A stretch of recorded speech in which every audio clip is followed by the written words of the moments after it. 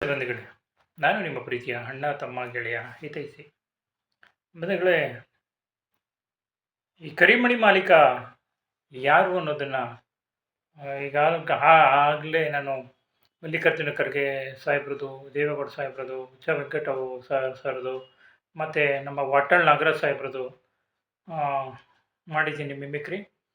ಈಗ ಮುಂದುವರಿದ ಭಾಗವಾಗಿ ಇವತ್ತು ನಮ್ಮ ಎಚ್ ಡಿ ಕುಮಾರಸ್ವಾಮಿ ಸನ್ಮಾನ್ಯ ಮಾಜಿ ಮುಖ್ಯಮಂತ್ರಿಗಳು ಮತ್ತು ಈಗ ಪ್ರಸ್ತುತ ಕೇಂದ್ರ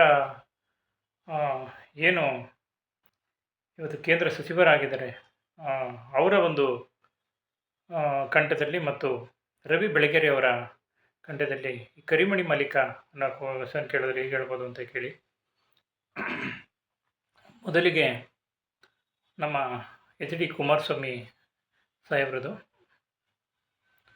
ಕರಿಮಣಿ ಮಾಲೀಕ ನೀವಾ ಅಂತ ಕೇಳಿದ್ರೆ, ನೋಡಿ ಬ್ರದರ್, ಇವತ್ತಿನ ಕಾಲಘಟ್ಟದಲ್ಲಿ ನೀವು ಕೇಳ್ತಾಕಿರ್ತಕ್ಕಂಥ ಪ್ರಶ್ನೆ ಅಪರಿಷ್ಕೃತ ಅಂತ ನನ್ನ ಒಂದು ಪ್ರಕಾರ ಹೇಳಕ್ಕೆ ಇಚ್ಛೆಪಡ್ತೇನೆ. ಯಾಕಂದರೆ ಇವತ್ತು ಕರಿಮಣಿಯನ್ನು ಯಾವುದೇ ಮಹಿಳೆಗಳು ಹಾಕಿರೋದಿಲ್ಲ. ಏಕೆಂದರೆ ಏನು ನೀವೆಲ್ಲ ಹೊಗಳ್ತಿರೋದು ಕಾಂಗ್ರೆಸ್ ಸರ್ಕಾರ, ಗ್ಯಾರಂಟಿ ಸರ್ಕಾರ, ಸಿದ್ದರಾಮಯ್ಯನವರ ಸರ್ಕಾರ ಅಂತ.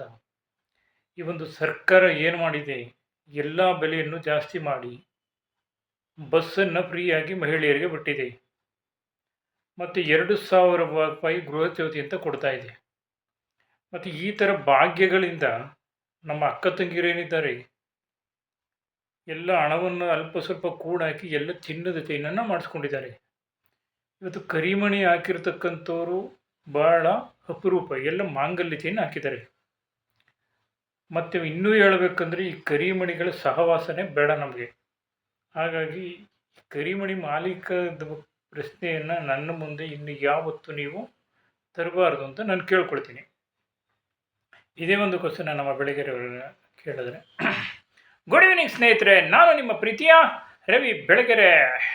ಏನು ಕರಿಮಣಿ ಮಾಲೀಕ ನೀವಾ ಅಂತ ಕೇಳಿದ್ರೆ ನಾನು ಯಾಗಾದರೂ ಹೇಳೋಕ್ಕಾಗುತ್ತಾ?